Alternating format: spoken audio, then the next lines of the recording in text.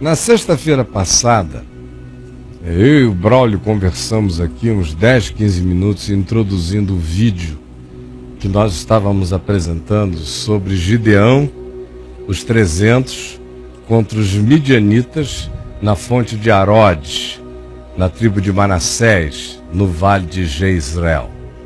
Pois bem, de repente, a energia elétrica em Brasília caiu, quando nós já estávamos com uns 30 minutos de mensagem naquele lugar.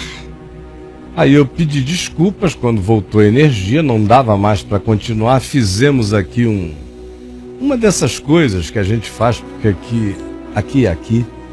Então a gente mistura como pode, continua como dá, e prosseguimos até o final. Mas eu prometi a todo mundo que hoje, segunda-feira, nós iríamos repassar aquela mensagem. É uma mensagem que fala sobre muita coisa que muita gente não entende. Uma delas é o inconsciente coletivo, que tem gente que pensa que é uma invenção, uma criação de Carl Jung. Mas eu aprendi sobre o inconsciente coletivo não com Jung. Eu aprendi com a Bíblia, com a Escritura, começando no Velho Testamento. Aquela expressão me chamou a atenção quando eu a li a primeira vez. A medida da iniquidade não tinha sido ainda esgotada. Eu comecei a imaginar a acumulação da iniquidade, geração após geração.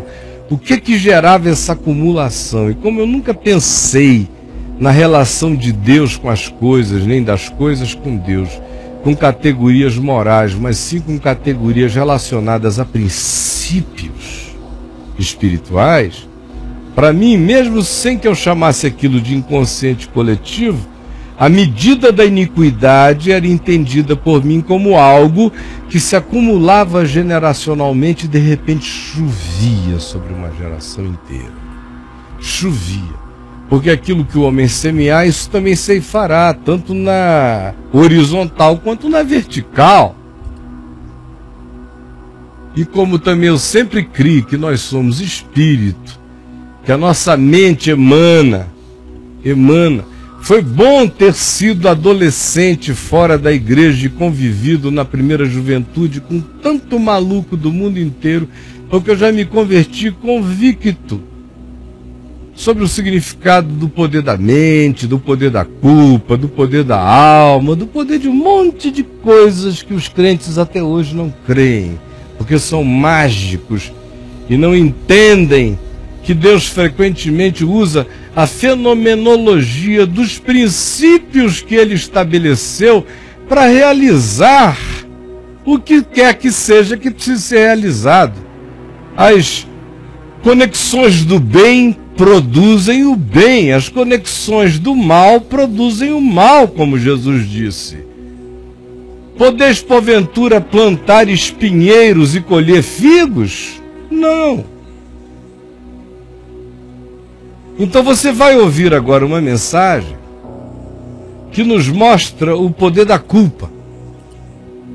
A culpa acumulada, mesmo que aparentemente praticada por aquele que não sente nada. Você conhece pessoas que, na sua perspectiva, parece que não sentem nada em relação ao que fazem? São psicopatas? Olha, no meu coração eu tenho uma convicção de que até o psicopata começa a sentir depois de um tempo uma necessidade não sensível, não perceptível de se entregar, de se achar. Até o psicopata. Quem não é, sofre disso explicitamente. Quem não é mentiroso e começa a mentir, chega uma hora que o cara às vezes tem que segurar a boca. Se ele não segurar a boca, ele fica com a compulsão de contar, de tão angustiado que vai ficando. Então, os sensíveis se entregam logo. Mas até aqueles que a gente julga que são casca grossa, eu já vi tanto casca grossa, aparentemente insensível, subitamente ruir. Por quê? Porque acumula. E embora o cara seja duro, ele começa a ter pesadelos. E olhe, Nabucodonosor não aguentou a pesadelos, Dario não aguentou a pesadelos, Belsazar não aguentou a pesadelos, nenhum grande imperador da antiguidade aguentou a pesadelos.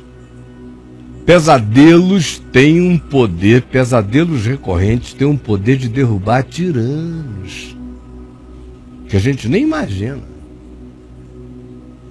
Pois bem, você vai ver o que aconteceu com os midianitas em relação a Gideão.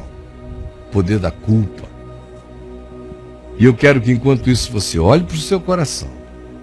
Porque pode ser que muitas das suas fragilidades, das coisas que você prova hoje, dos encadeamentos danosos da sua vida, sejam o reflexo do seu autojuízo. Do juízo que você impetra contra você inconscientemente, pela certeza da sua culpa. Ouça, pondere tudo que foi dito desde o início e o que eu acabei de dizer agora. E daqui a mais 50 minutos eu volto com você. E eu espero que enquanto isso você vá escrevendo, você vá reagindo, você vá dizendo, você vá abrindo o coração. Em sinceridade eu vos digo, assim será com a graça de Deus. Veja lá.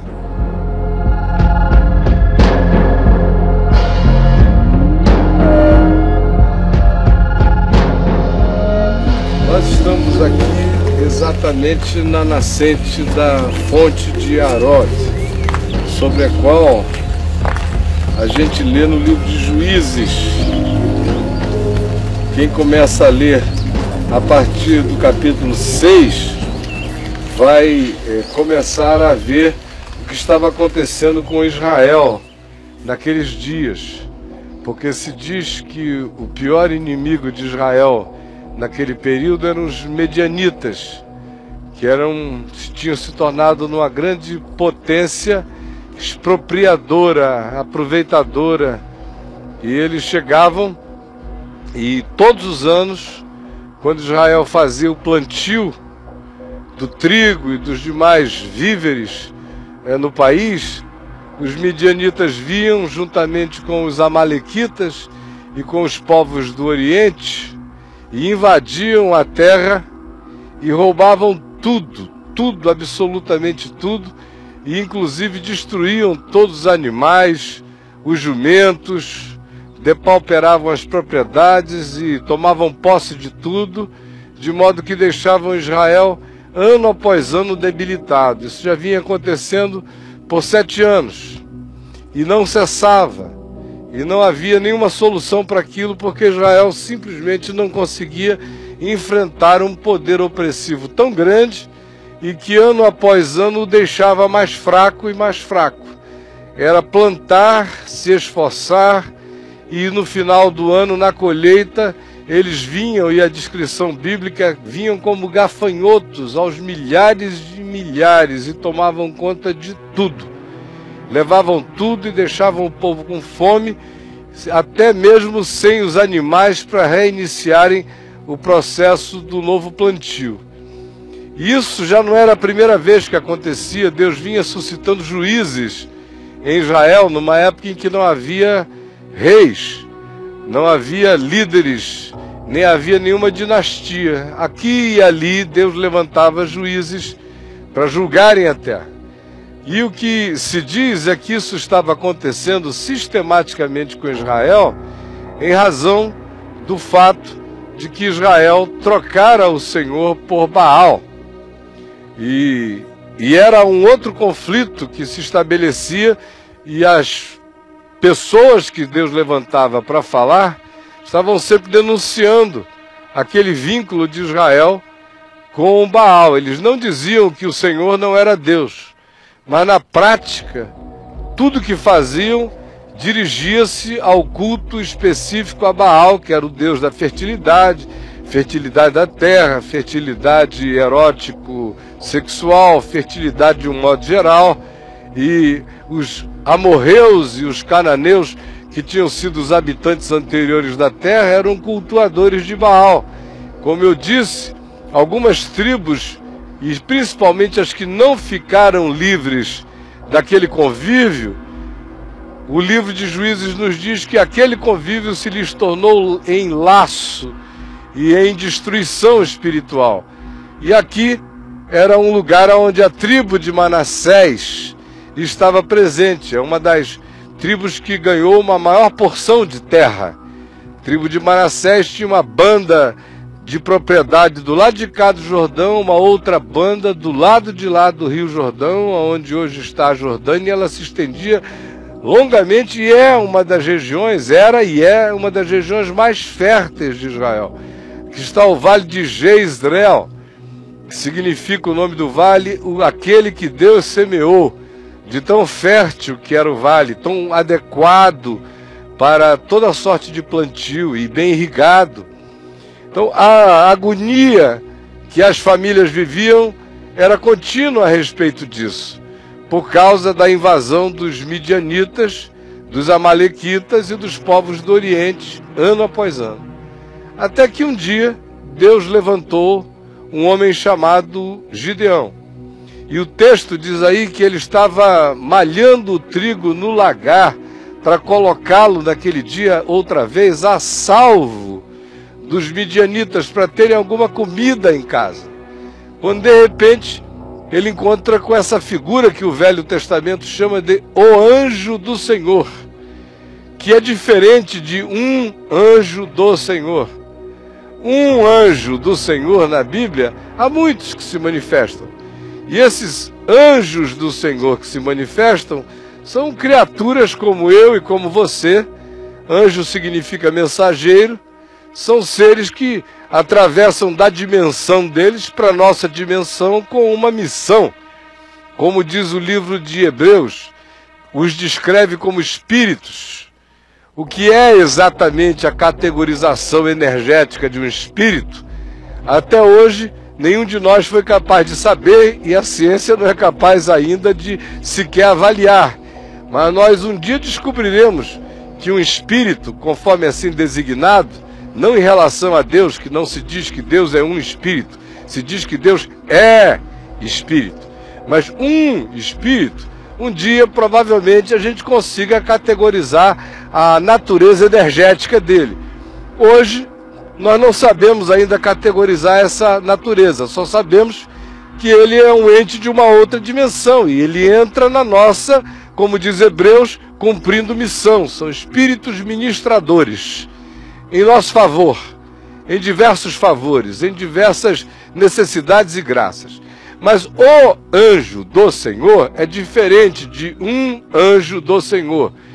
Quando um anjo do Senhor se manifesta e alguém deseja adorar esse anjo, vocês veem que o anjo diz: não, não faças isto, eu sou conservo teu, sou servo como tu, sou uma criatura como tu.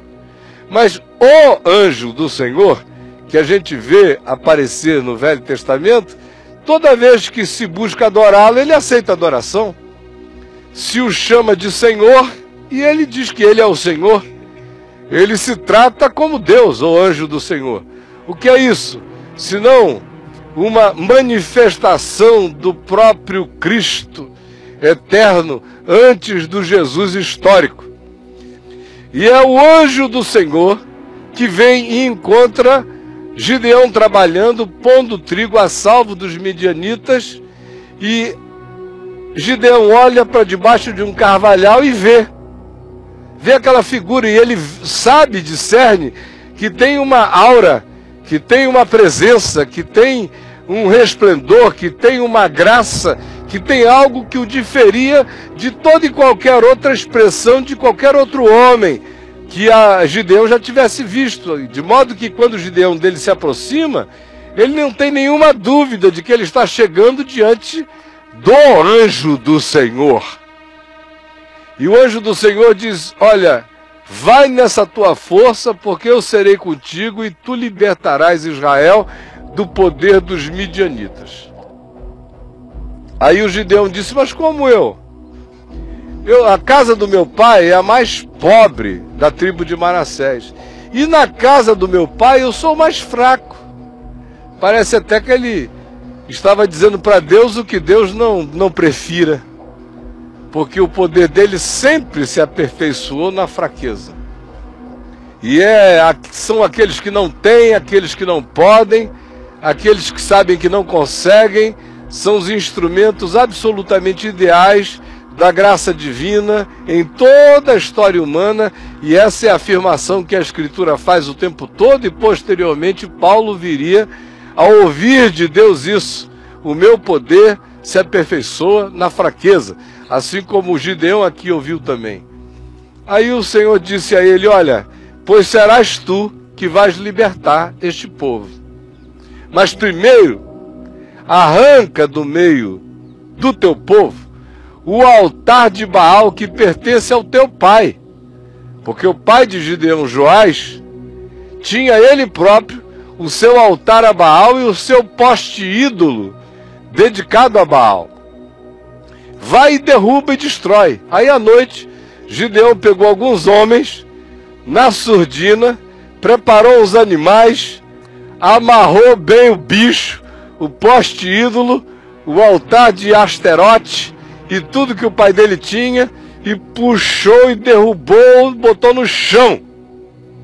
Quando foi de manhã cedo que eles acordaram e viram aquilo caído, veio todo o povo em cima de Joás e disse: teu filho Gideão fez isso, traze-o para fora para que nós o matemos. Aí o Joás disse: escuta, esse altar não é de Baal? Eles disseram: é. Baal não é Deus? Eles disseram: é. Então se Baal é Deus, deixa Baal se virar. Deixa Baal matar meu filho, destruir meu filho, já que ele é Deus e o altar é dele, deixa ele resolver a história com o meu filho. Agora, se ele não é Deus, nada vai acontecer. Por que vocês vão fazer o trabalho de Baal? Se Baal é quem Baal, vocês dizem que Baal é, e eu até hoje também incorporei esse sincretismo, então ele tem a melhor chance possível de mostrar quem ele é, neste instante e nesta hora. Por isso o nome de Gideão passou a ser chamado apelidadamente ali em volta de Jerobaal, porque foi aquele que contendeu com Baal, que enfrentou Baal, Gideão. Aí passam os dias e o Senhor diz a ele: você pode convocar o povo, os homens de batalha, para que venham contigo enfrentar os medianitas. Aí Gideão, que até então era ninguém, do dia para a noite passa a ser uma figura simbolicamente respeitada. Não porque ele vira o anjo do Senhor, que ninguém nem talvez soubesse tanto disso, mas porque tiveram o peito de derrubar o altar de Baal e do poste ídolo, e nada lhe acontecera. E de repente, quando ele chama, vem todo o povo, os homens que podiam puxar da espada, e o Senhor olhou e disse: olha, tem muita gente contigo, e eu não quero que Israel diga que o livramento que eu vou trazer foi patrocinado pelo braço dos guerreiros de Israel, que até hoje não fizeram absolutamente nada.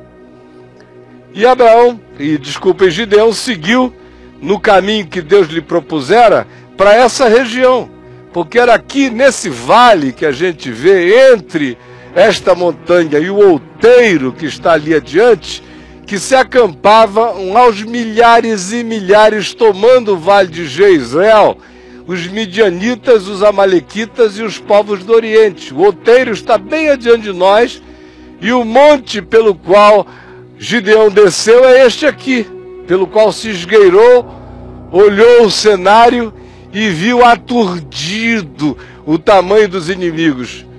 Mas o Senhor ainda disse: 300 mil homens, ou essa quantidade de homens que tu conseguiste reunir, na realidade eram 22 mil homens, são ainda homens demais para enfrentar isso.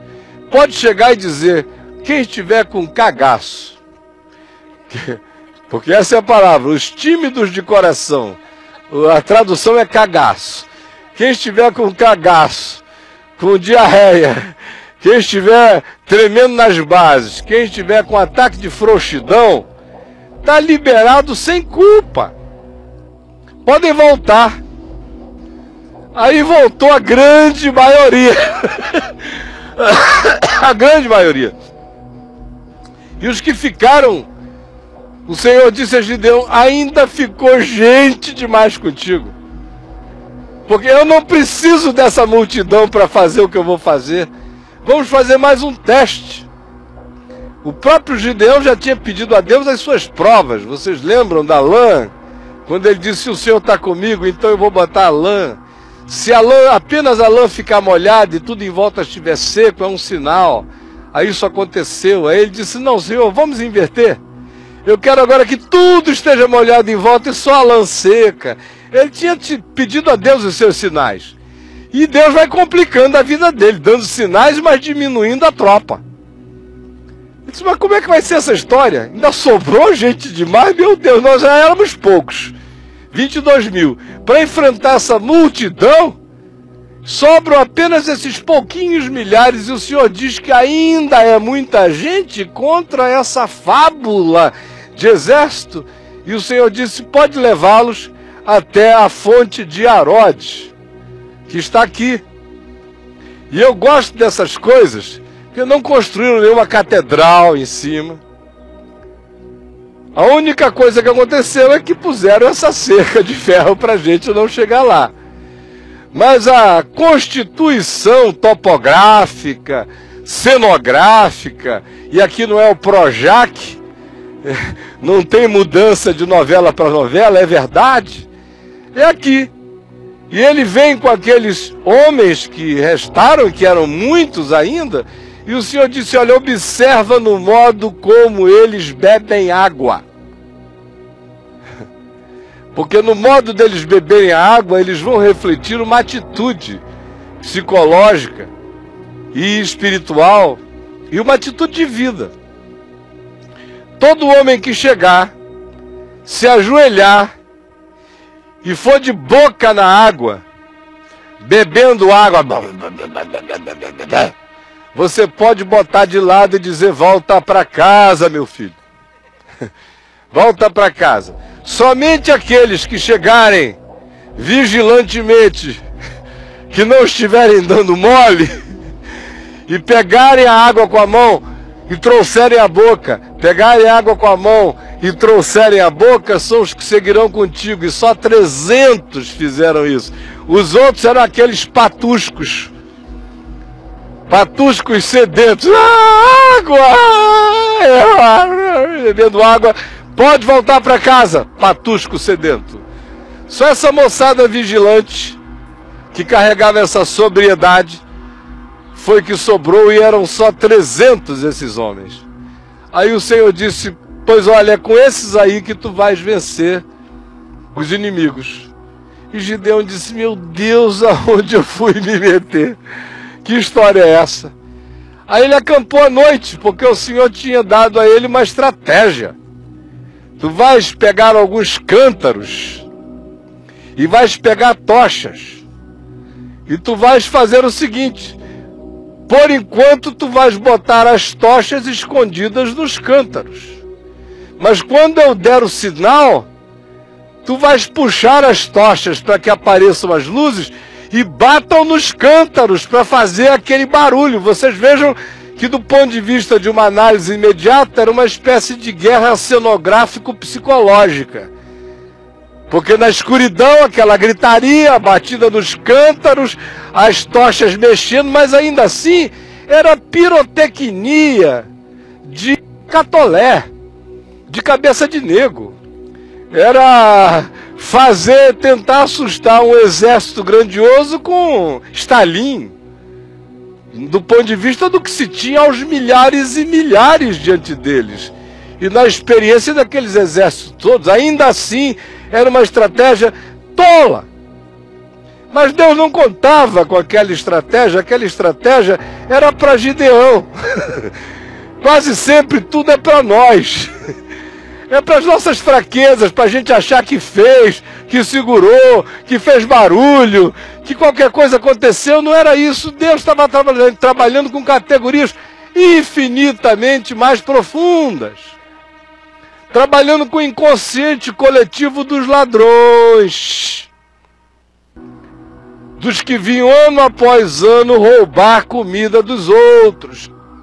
Aí Gideão vacila de novo. Ele fica olhando e diz, eu não vou não, Senhor, isso é muito doido. Não dá, isso é virar um kamikaze. É convite para se tornar homem-bomba sem bomba. Aí, eles só vão esperar a gente na ponta da espada. Vem que tem, vamos girar filé mignon, minhal, desse pessoal todo. É loucura, Deus. Aí o Senhor disse, olha, você não creu ainda, então faz o seguinte, você quer ver o que eu estou fazendo? Você está pensando que é tocha, que é cântaro, que é gritaria de vocês? Não, vai ver o que eu já fiz. Isso é só cenografia, da qual vocês estão cuidando, o resto está feito. Está feito na alma deles, na mente deles, no coração deles. Vai lá e ouve. Aí o Gideão desceu do monte com um servo dele, um ajudante, e eles foram de gatinha se esgueirando na noite. Todo acampamento com as tendas imponentes e com tudo montado, com guardas e milicianos aos milhares, todos aqui enchendo todo o vale. E ele veio bem devagar e ouviu a conversa de dois guardas. E olha a conversa. Os dois guardas batendo um papo. Um estava dizendo para o outro, rapaz, eu estou com uma angústia no coração. Negócio esquisito. Aí o outro disse, o que foi? Um sonho. Que sonho? Eu sonhei com um pão de cevada, um pão redondo, como esse pão oriental que a gente come por aqui. Não é a bisnaga francesa, com aquela cara de míssil. É mais um disco voador, um OVNI aparece. Eu sonhei com um pão girando em volta da tenda do capitão. O pão fazia em volta da tenda do capitão. E o cara disse, e aí? E aí que o pão ficou doido. Saiu assim, pá, e deu no meio da tenda. E a tenda veio abaixo. Bah! E eu acordei com aquela agonia, com um pressentimento horrível. O que será isso? E o Gideão ouvindo, quietinho atrás de, meu Deus, o pão. O que será isso? Aí um guarda disse para o outro, sabe o que é isso? É Gideão. E o Gideão ali do lado. Como Deus brinca com a nossa incredulidade, porque a gente está sempre pensando que precisa de uma multidão para fazer o que Ele quer fazer. Meu Deus, é uma gota de ar viajando numa corrente sanguínea, paralisa um tirano para sempre. Embolia. O cara está matando todo mundo, enquanto ele está vivo, o mundo não tem paz. Aí passa uma bolha, e ele para, e a terra sossega. A gente não se deu conta ainda de que não é realmente nem por força, nem por violência. E que a verdadeira luta não é nem contra a carne, nem contra o sangue, mas contra principados e potestades. E que as operações de Deus acontecem num outro nível. É Gideão, que virá contra nós, os midianitas, e vai nos destruir, e vai nos vencer, e vai nos botar para correr. Aí diz o texto que Gideão, ali mesmo onde estava, botou a cara no chão e adorou. Atrás do arbusto está Gideão apavorado. Agora está Gideão adorando. E Deus usando o sonho do inimigo, sendo interpretado por um outro inimigo, para dizer a Gideão que está atrás do arbusto. Olha como tudo é lindamente patético. Aí Gideão adora ao Senhor e diz, obrigado, Senhor. Obrigado, Senhor. Aí volta, reúne a moçada lá em cima e diz, ó, cântaro na mão, tocha, e na hora que eu disser é agora, vocês gritem, pelo Senhor e por Gideão. Porque olha, esse cara sou eu. Eu não era nada, mas agora eu virei assombração dos homens. Que coisa extraordinária, eu virei assombração. Então nós vamos em nome do Senhor e vocês vão dizer pelo Senhor e por Gideão, porque tem um negócio acontecendo lá. Eu virei uma fantasmagoria imensa. É o chamado inconsciente coletivo. A pessoa vem um grupo de seres humanos que se identificam culturalmente, se identificam espiritualmente, se identificam economicamente, se identificam etnicamente, se identificam como um povo. Cada pessoa individualmente cometendo aquele erro de invadir a propriedade privada, a terra do outro, expropriar, deixar crianças com fome e destruir todos os mecanismos de autossustentabilidade de um povo por anos, anos e anos. A vida deles era, vamos esperar que Jezreel, que o campo que o Senhor semeou, fique todo lindo de trigo. E nós vamos tomar o pão. Trigo é pão. O sonho era sobre um pão rodando. O trigo processado, industrializado, manufaturado, rodando e dando na tenda do capitão. É o pão de Gideão, sobre o qual quem assiste o Papo de Graça já me ouviu falar algumas vezes. Cuidado com o pão de Gideão. Quem lê lá o caio5.net tem artigos meus sobre o pão de Gideão. Quem já leu aquele meu livro Batalha Espiritual, tem lá um capítulo 2 longo sobre o pão de Gideão. Que é esse fenômeno de fragilização que procede da culpa particular e individual de cada pessoa, mas que numa coletividade vai se somando. São culpas que se somam. Cada indivíduo, particularmente, tem a sua culpa, ou a sua sensação de culpa relativizada pela coletividade. Se fosse o Wilsinho se levantando sozinho para vir roubar pão aqui, ele ia se sentir um grande ladrão. Mas se todos nós nos reuníssemos e disséssemos, vamos pegar pão para a gente comer, eles têm pão demais lá, aquela terra é fértil, vamos lá pegar. A culpa particular de um se dilui entre todos. Você pega, por exemplo, um militar, um soldado. Ele, às vezes, em casa não tem nem coragem de manusear uma arma.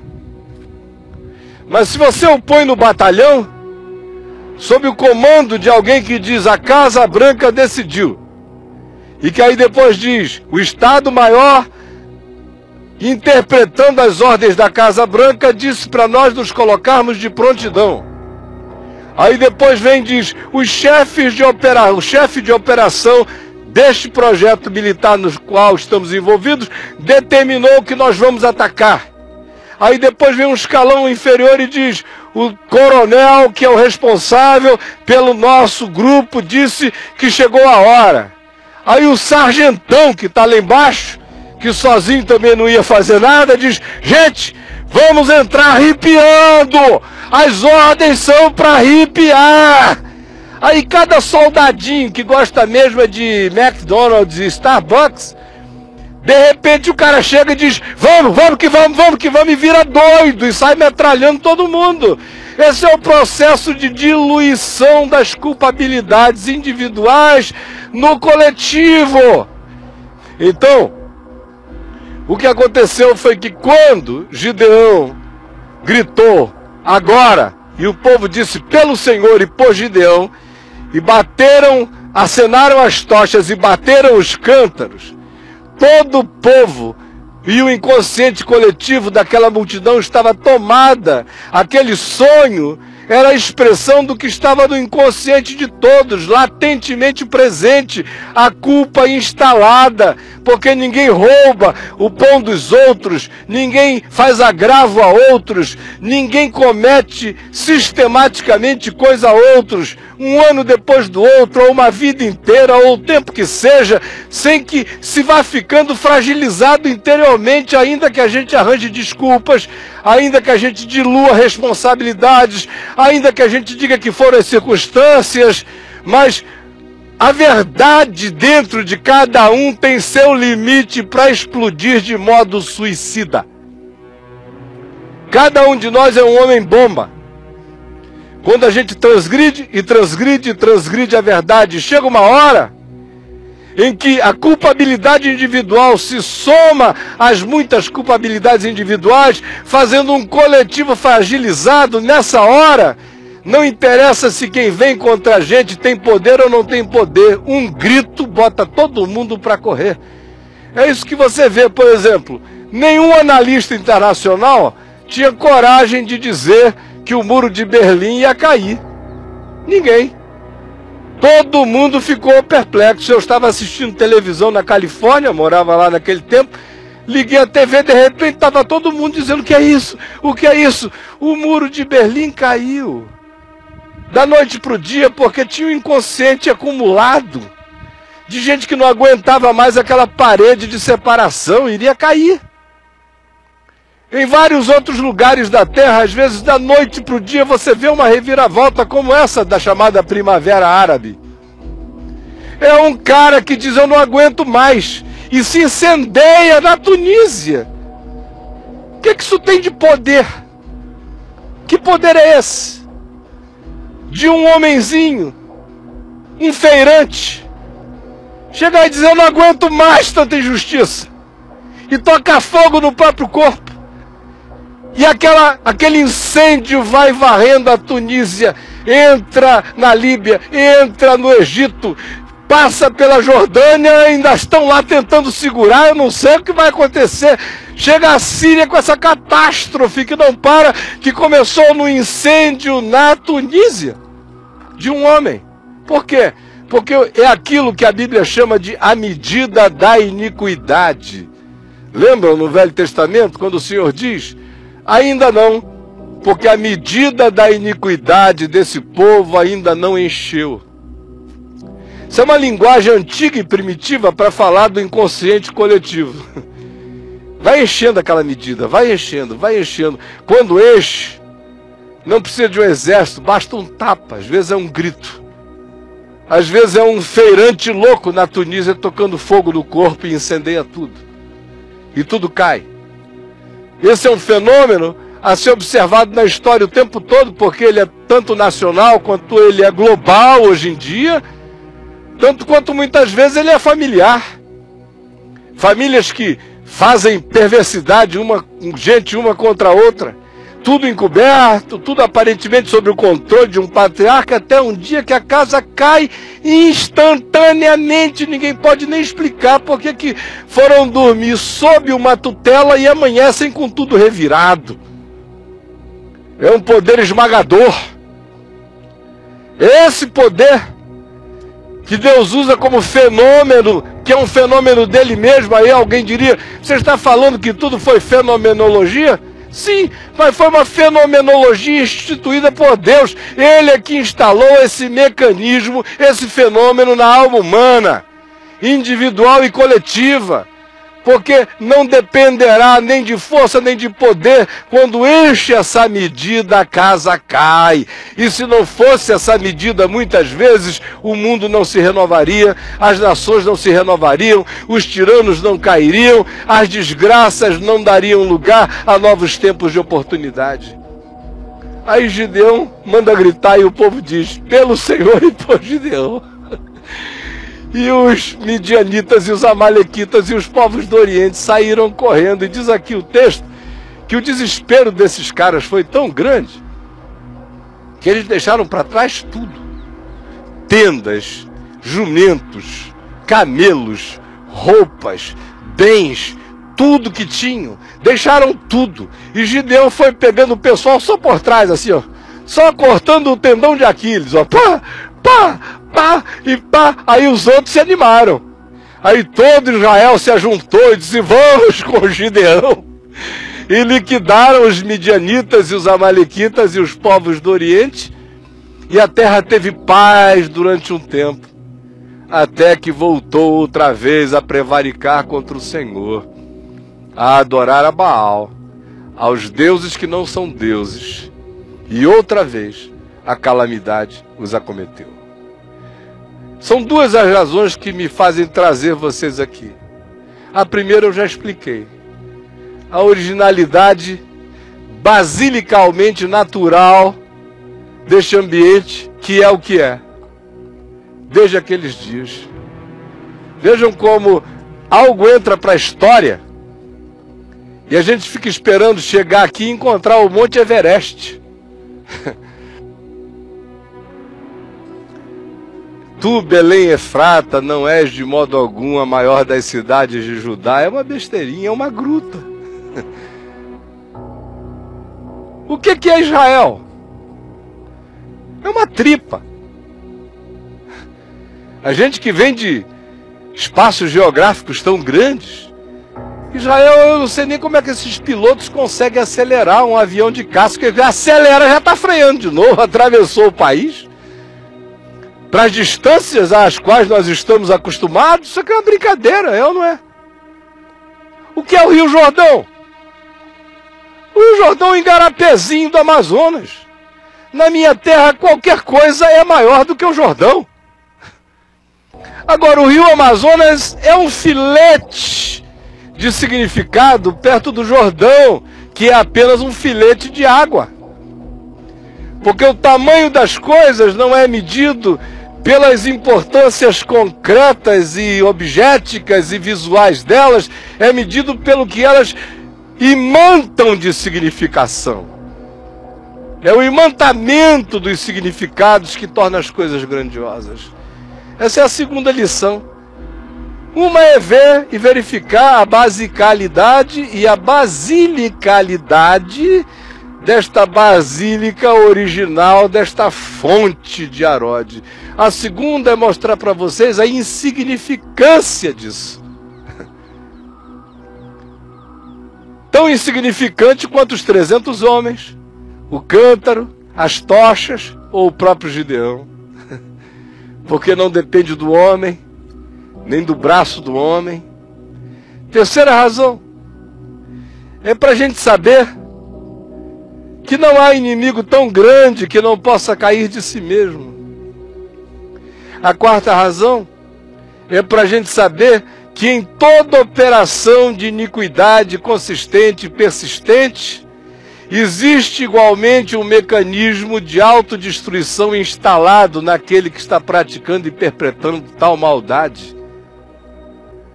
Há uns anos atrás, eu olhava para o povo da Venezuela, que eu conheço razoavelmente de tantas vezes que lá fui pregar, e achava aquele povo um povo tão bonito, tão legal. Aí de repente me chega um Hugo Chávez. Aí, subitamente, cadê o Hugo Chávez? Eu não sei.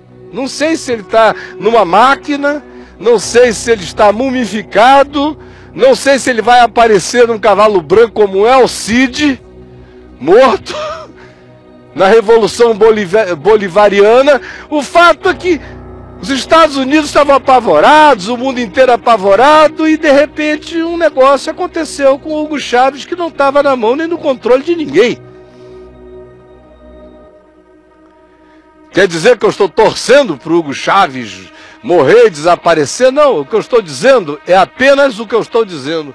Que aquilo que se nos já figura como sendo um poder, muitas vezes enorme, de uma arrogância imensa, não significa nada.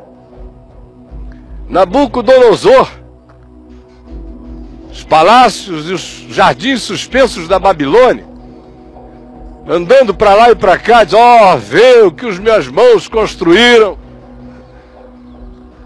Aí, de repente, o cara tem um sonho perturbador. E o sonho altera o psiquismo dele. E o indivíduo fica 7 anos como um bicho, com as unhas grandes, os cabelos sem cortar, querendo comer grama no chão, sem saber de si mesmo. No instante, assim, rapidamente. Essa é outra coisa que eu queria que a gente guardasse no coração. Aquilo que se nos afigura como sendo invencível pode, da noite para o dia, implodir em si mesmo. Quando enche a medida e extravasa aquilo que os céus estabeleceram como tolerável. E não é uma invasão de alienígenas sobre a Terra. Vejam qual é a ironia. É o mecanismo interior do próprio homem não suportando mais a si mesmo e coletivizando através de vasos que se comunicam pelo inconsciente aquilo que que fragiliza tal grupo ou tal potestade política ou econômica ou militar ou de qualquer natureza, de modo que aquilo rui. Eu às vezes fico recebendo lá dezenas de cartas de pessoas me perguntando: Caio, até quando esse negócio horroroso, em nome de Deus, no Brasil, o que será que vai acontecer? E eu penso, meu Deus, eu lá sei o que vai acontecer. Eu só sei o seguinte: isso em 30 anos conseguiram perverter essa coisa toda. Agora, isso tudo pode acabar em um dia. Pode ir assim, como um dominó. Quando você vê tudo que era já não é mais. Tudo que parecia ter uma durabilidade enorme já não tem. Porque esse é um mecanismo que Deus estabeleceu como graça para que o próprio tirano seja vítima do seu abuso insaciável de tirania e para que todos aqueles que se coletivizam nessa ação tirânica experimentem o mesmo poder de fragilização que acontece dentro de nós próprios e na nossa própria troca perversa uns com os outros, quando nos abandidamos para fazer alguma coisa contra o próximo sistematicamente. E por último, minha gente, eu queria apenas que a gente levasse no coração essa certeza de que Deus gosta de tirar uma onda. Gosta de tirar uma onda, gosta de uma brincadeira, porque toda a história da Bíblia é a história de uma brincadeira divina. Você fica pensando, quem foi Abraão? Era um anônimo na Suméria, em Ur dos Caldeus, um anônimo, saiu de lá, porque ouviu uma voz. Uma voz? O que é uma voz? A voz dizia: sai da tua casa, da casa do teu pai, da tua parentela, vai para a terra que eu te mostrarei, sê tu uma bênção, e eu vou abençoar através de ti todas as famílias da terra. Dá para negar que existe uma coisa extraordinária na semente desse Abraão? A gente visitou a Turquia, a Ásia Menor. Nós não encontramos nenhum habitante das culturas originais em todos os lugares que a gente passou. Na Grécia, não tem mais grego nenhum. Não os gregos antigos. Tem gente que se chama grega, mas que a gente só vai identificar como grega por um exame de DNA que também vai dizer que tem grego na Etiópia e vice-versa. Porque os gregos originais se dissolveram os egípcios. A gente vai no Egito, não encontra um egípcio, a gente só encontra árabe. O nome do país é Egito, mas não tem nenhum egípcio lá há muito tempo. Talvez o único outro povo da terra, dentre pouquíssimos, que mantiveram a sua estrutura genética, cultural, quase intacta, sejam os etíopes. Mas nada se comparar com Israel. E os etíopes ficaram a maior parte do tempo habitando a sua própria geografia política. Israel primeiro esteve no Egito por 430 anos, depois voltou e enfrentou todos os problemas que o livro de Juízes e até a chegada, o texto de Daniel nos descrever, foram os problemas que aqueles estiveram. Aí vem Nabucodonosor e os leva lá para a Babilônia. 70 anos lá. Um grupo volta para a terra de Israel, para Jerusalém. Um grande grupo não volta, continua na Babilônia, continua no mundo helênico, nas sinagogas e vivendo ali o seu processo de uma etnia que não se misturava tanto e de uma cultura sólida em razão de um centro de espiritualidade que os mantinha com uma identidade única. Aí depois os que estavam aqui enfrentaram todas as guerras dos Ptolomeus e dos Seleucidas durante anos, até que vieram os romanos e os acachaparam, os mantiveram sob contenção, até que no ano 70 Jerusalém é destruída, eles são espalhados, levados cativos para o mundo inteiro.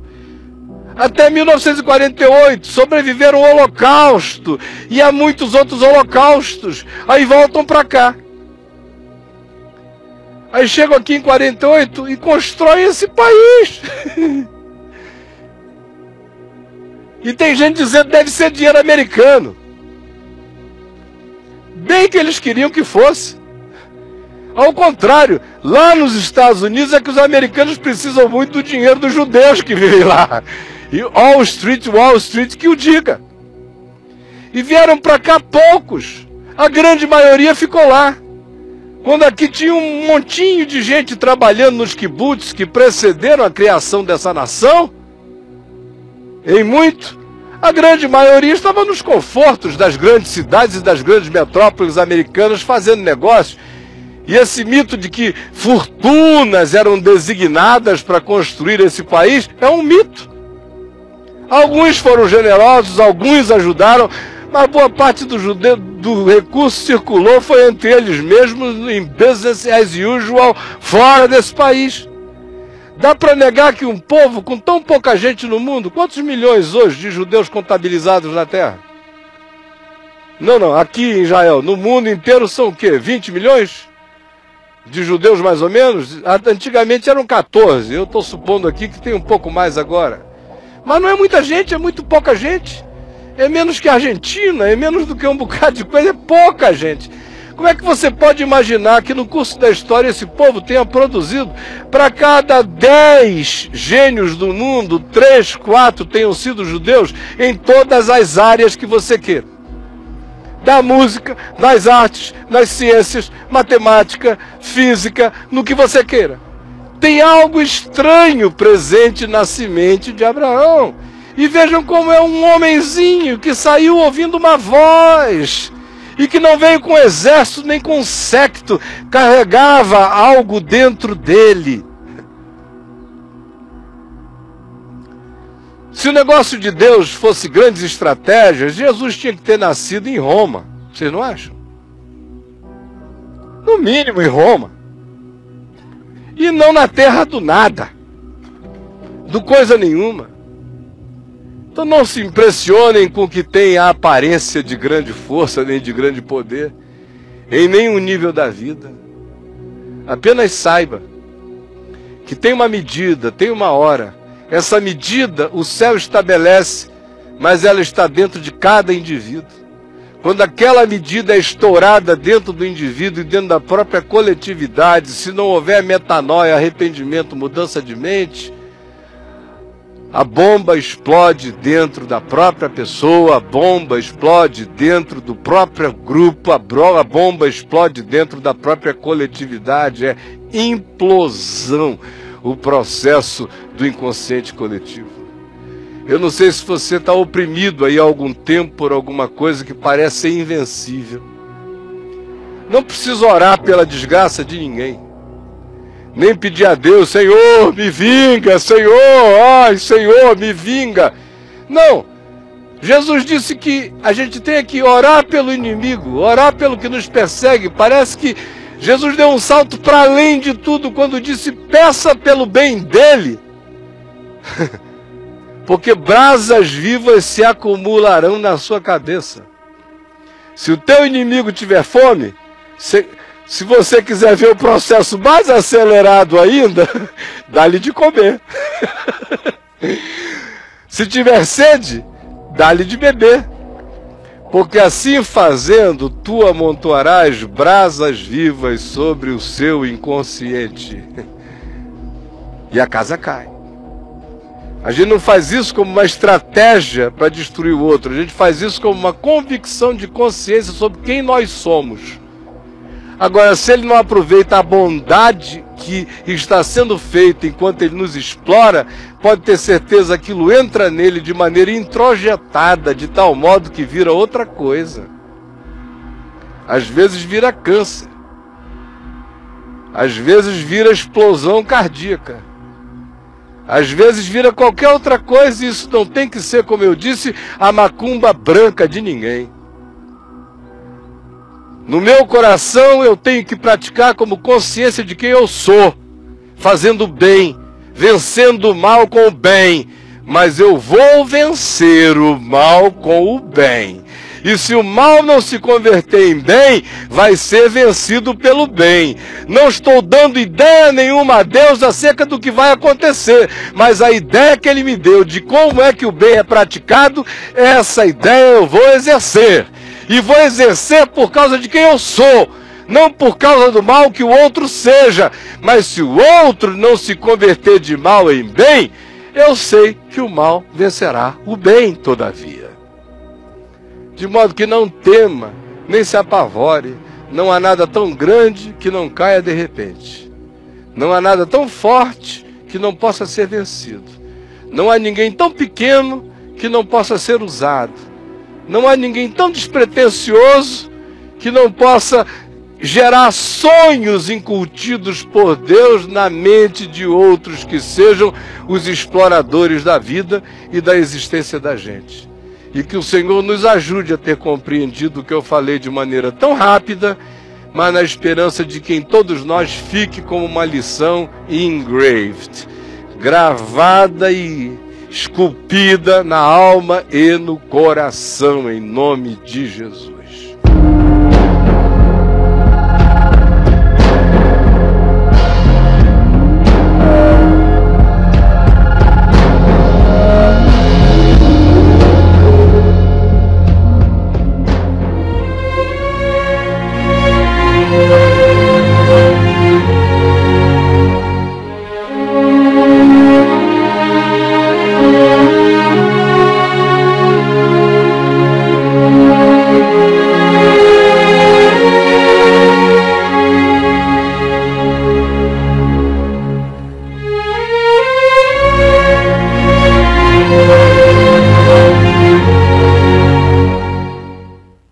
Enfim conseguimos.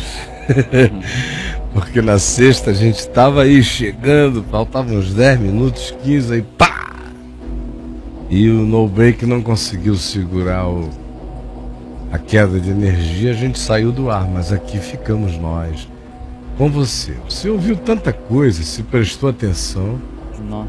Tem uma fábula de coisas para você pensar. É que eu não sei se você prestou atenção aqui, na internet tem hoje em dia um fenômeno muito esquisito. O pessoal só presta atenção e olhe lá se for ao vivo. Se estiver acontecendo ali na hora, se estiver gravado, eles já não prestam atenção. Outra coisa que me choca é o seguinte: você escreve um texto sobre o Evangelho, aí publica ali, tem 15 anos o texto que eu escrevi. Aí tem aquele monte de comentário, que coisa maravilhosa. Apesar de fazer 15 anos, está atualizadíssimo. Fico olhando, digo, meu Deus, de onde é que essas pessoas vêm? Eu estou lendo cartas de Paulo, que tem 1970 anos, 60 anos, elas nunca estiveram tão atuais. O que é que eles pensam? Que o Evangelho é o Facebook? Ah, gente... Quem são vocês em relação aos significados eternos e ao que não muda? Estão acostumados a trocar de celular, trocar de tudo, ficam querendo trocar de evangelho. O evangelho é eterno, a palavra é a mesma. Passará o céu, a terra, a Apple e a Microsoft, mas a minha palavra não passará, diz o Senhor, em nome de Jesus.